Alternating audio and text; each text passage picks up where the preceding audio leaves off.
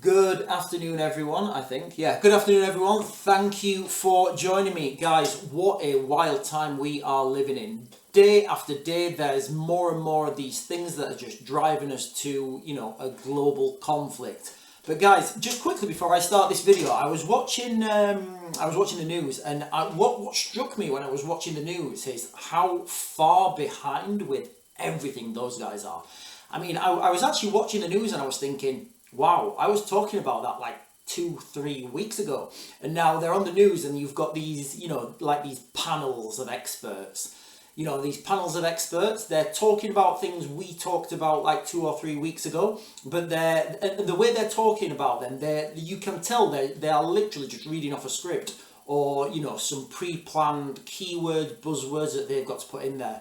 And it's really funny when you're watching that. So if you've not done so already, guys, go and watch some of my previous videos from like a couple of weeks ago, and then look, and they're talking about that now on the news, when you've got these panels of experts and pundits and commentators. Guys, really, most of them don't have a clue what they're talking about, and I really wonder how they get those jobs.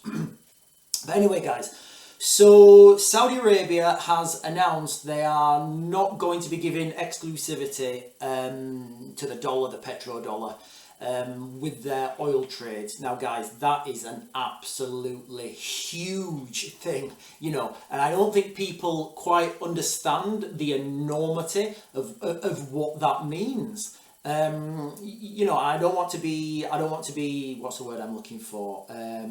Alarmist or sensationalist. But guys, this could be the fall. We could be watching in real time the fall of the United States. Guys, that is not something I want to happen. The United States is somewhere that, we want to move to eventually. But guys, this is absolutely ridiculous news. So let me just read quickly a little article I found about the petrodollar and what it actually means, because a lot of this stuff I didn't realise myself. It actually encompasses a lot more than you actually think. So where are we? So Saudi Arabia decides not to renew the informal 50-year petrodollar agreement with the United States this week. The 50-year petrodollar agreement, established in June 1974 following the 1973 oil crisis, was an informal agreement between the blah blah blah. Key points, guys, all right? Oil pricing in US dollars. So, this is kind of all I thought it was, and this in itself is huge. So Saudi Arabia agrees to price all oil exports exclusively in US dollars, ensuring a steady global demand for the currency. So what that basically did is it made the US dollar the world's backup currency, because Saudi Arabia, the biggest oil producer, people who are trading in oil, they start trading in oil, so they have to pay for it in dollars. So then anything else that you want to pay for, any other commodities, if you start using different currencies, it becomes difficult. And think about when you're going on holiday, for example.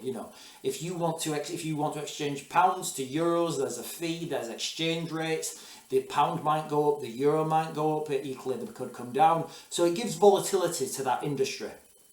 So if oil, the main thing that we all need, is in dollars from the biggest producer, it makes sense that all other commodities are in dollars as well.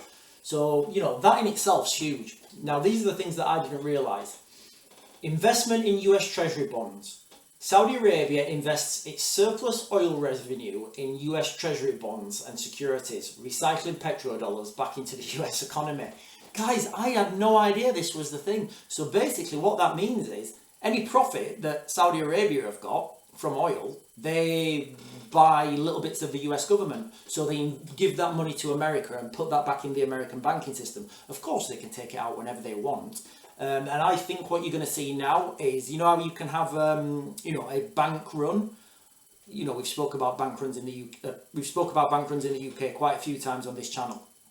But what I think you could have now is a dollar run, because honestly, I've got some money in a US dollar account I looked and I thought, should I exchange this now? Is it worth me getting this out now? But I was like, well, where do I put it? So I've kept that in US dollars for the time, but I think I'm going to be moving that money out of, guys, this is not financial advice. I'm not qualified to give you a financial advice. If you want financial advice, go and find a competent financial advisor. I'm just telling you what I'm thinking about. Yeah, so I didn't realise that was a thing with the dollars, guys. You know, that the Saudi Arabians had to invest, buy little bits of the US Treasury. US military aid and protection. Again, no idea about this. In exchange, the US provided military aid and protection to Saudi Arabia and its monarchy. That's the key thing, guys, and its monarchy. Cementing a strategic alliance. So basically, you know, the US will tell anybody to stop bothering Saudi Arabia. So Saudi Arabia, you know, they're paying the US military basically to protect them. It's a great deal for the Saudis.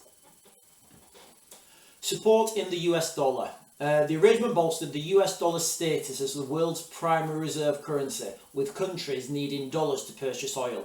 It supported low interest rates, robust bond market, and the dollar's strength against other currencies. So guys, all this is over now. It's done, it's finished, it's over, we're not going back to it. You know, and what you're seeing now, you know, you are literally seeing the rise of the BRICS nations. And this is going to be huge, guys, all right? I've said it, you know, I've said this quite a few times. You've got NATO and you've got the BRICS nations. And the BRICS nations are growing ridiculously fast. They are, guys, okay? You've got Brazil, Russia, China, South Africa, which are the, you know, the core founder members. Most recently, you've got United Arab Emirates, UAE, Egypt, Iran, Ethiopia.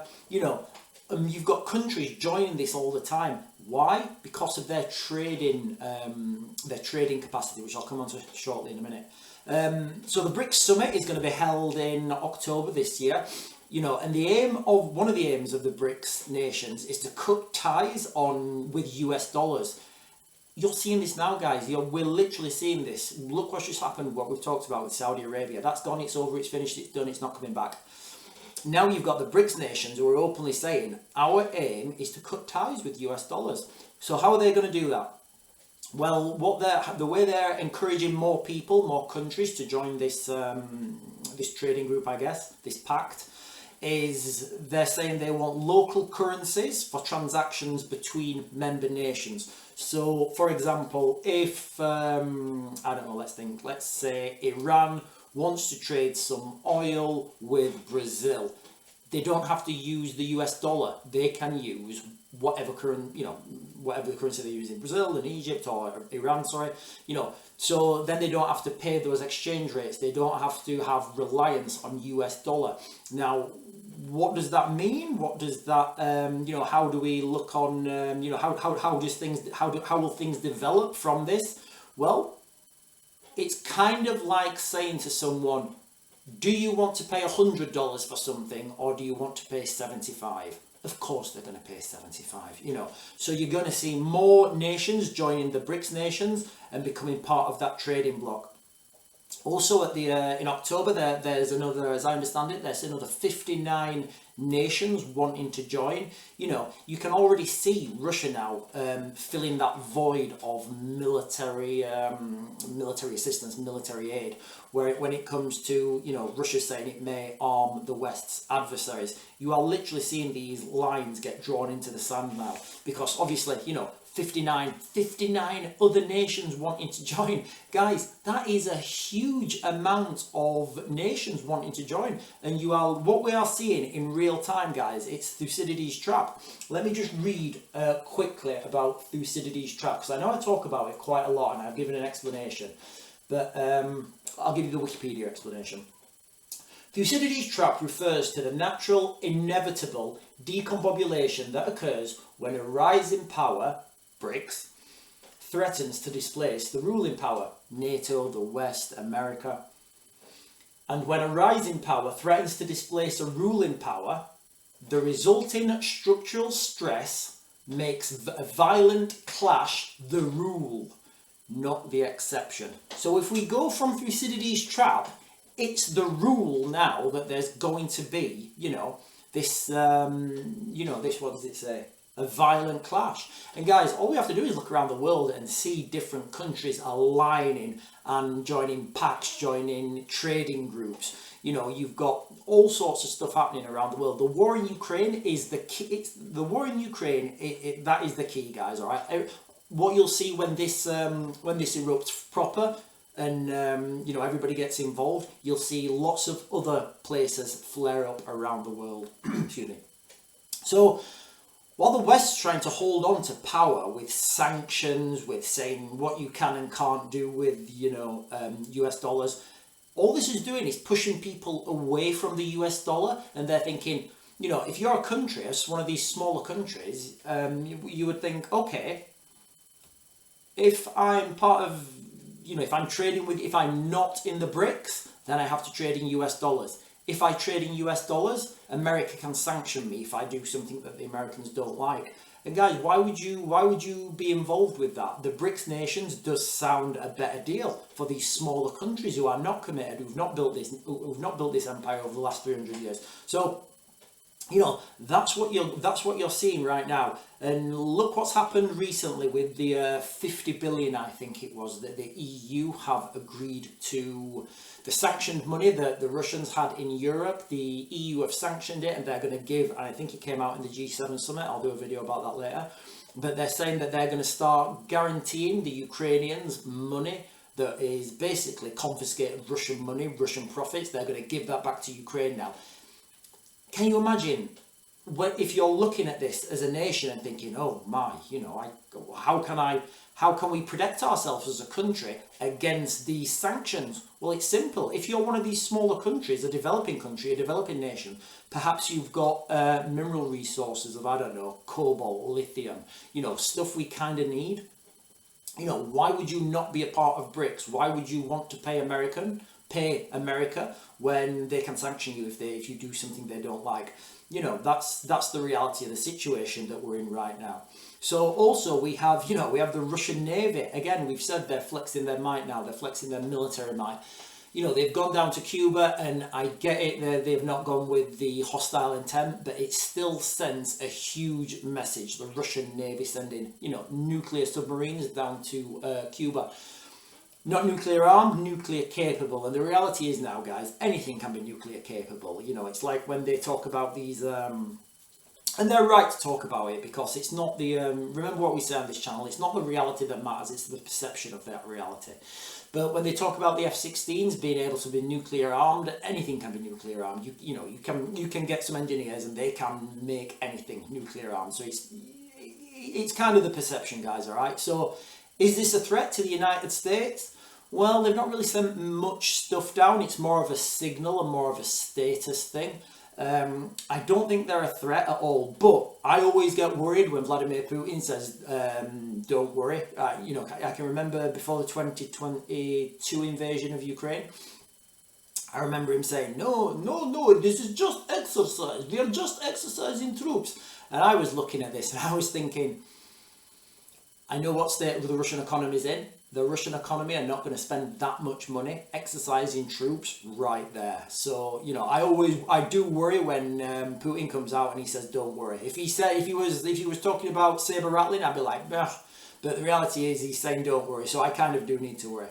So you've got the Russian Navy now in Cuba, sends huge signals all over the world. Everybody's talking about it. Physical threat? I don't think so. Political threat? Geopolitical threat? I think so. Also, you've got Putin. He's got, as I understand it, he's got a trip booked now to North Korea. So you're seeing all these nations, drawing lines in the sand and forming pacts, forming trade agreements, forming military agreements, all this sort of stuff, guys, and it's absolutely insane. So we've also had the G7 summit. I think it's still going on in Italy. I was looking at the picture of the main, all the attendees. Well, the main picture they put out in the press. And I was thinking, wow, over there you've got people I don't even know. I think they're just bureaucrats. Most of the world leaders on there are going to be gone by the end of the year. You've got Macron, you've got Sunak, you've got Biden, and then I was thinking, look at the people who have been pushing this war the most. Sunak, well, the UK. Macron, Biden. they're going to be gone by the end of the year, and so we're going to have a new government. We're going to have we're going to have a new world leadership. Now, whether that's Trump or whoever, it probably is going to be Trump. But we're going to have a situation where these new guys are going to be in charge, and they're going to say, "Hey, listen, I didn't start this war," or whatever's happening, and then they can look back and they can blame the other guys, and we can move, and they will move forwards then, and they have like 4 years in charge before anybody can even talk about an election. That's if an election happens. So while fighting in Ukraine still happens, just look at the chain of events that's happening now behind the scenes, the geopolitical movements and posturing that are making this, everything now is pointing to a global conflict. There's no way that people can back out, and if there is, guys, let me know what that way is. But I don't see any of these nations. I mean, even Biden at the G7, he said the only way to ensure peace is to make sure Ukraine can defend itself. Well, that is 100% true. The subtext is we need to give more guns to Ukraine. And guys, be under no illusion, Russia is the aggressor. Russia is in Ukraine's territory. Russia's in Ukraine's land. I always say this to people, when they say, "Oh, but Russia was provoked." Okay, right. Go and have a domestic... next time somebody's having a domestic violence incident, tell them to tell the police that they were provoked. It doesn't wash, guys, all right? There's no such thing as provoking. You can't provoke. What is provoking? You can have armed escalation, you can have attacks, but provoking, it doesn't really... It's one of those words where you think, "Oh, yeah, he was provoked." It doesn't make sense. Imagine somebody annexing half of your garden at home. Wherever you live, if you...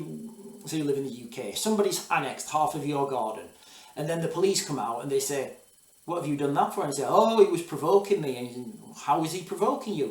"Oh, he was up all night and they were having a really good time."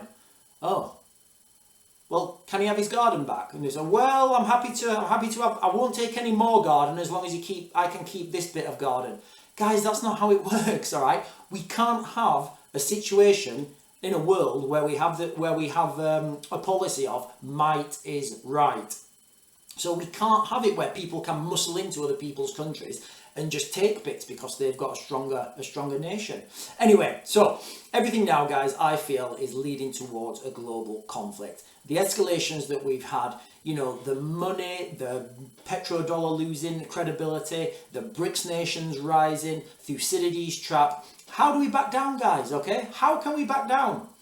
Apart from aliens landing and showing us all a new realm of consciousness, guys, I do not see a path that we can back down. It's absolutely insane. So on the Ukraine front, there's still heavy fighting, but what's really, really not interesting, but something worth watching is the air defences. So there's been reports that the US are going to move the Patriot air defences from Poland, and they're going to put them now in Ukraine. You've also got, if those of you who've been watching, you've got the Ukrainians now actively targeting Russian air defence systems, Russian early warning systems. And this is all, what you would see before a large air campaign. And we've got these F-16s on the way, we've got and again, you've got the Biden administration saying that Ukraine can strike targets inside Russia. Doesn't really matter because David Cameron's already said that Ukraine can fire where they want with British weapons. So you see the water getting murky, you see all these air defences being actively targeted now to take that capacity out, so the West can, I say the West, I guess it is the West, so Ukraine can have more of a free flow with its F-16s when they get them. Remember, guys, all right, this is a war, this is a conflict, escalations happen. Russia is 100% the aggressor in this conflict. What you've got to understand is these things will escalate and they will get worse because guess what? No side wants to lose. So they have to escalate. They have to, move things forwards. They have to, in wars, the side that wins is normally the one that escalates its violence to 10 quickest. So As soon as these F-16s start flying, the Russians are going to try and take them out, 100%. Why wouldn't you guys? They're in a war, they're escalating. They've got support from the BRICS nations. They've got a huge trading bloc now, and they can see the fall of the US dollar.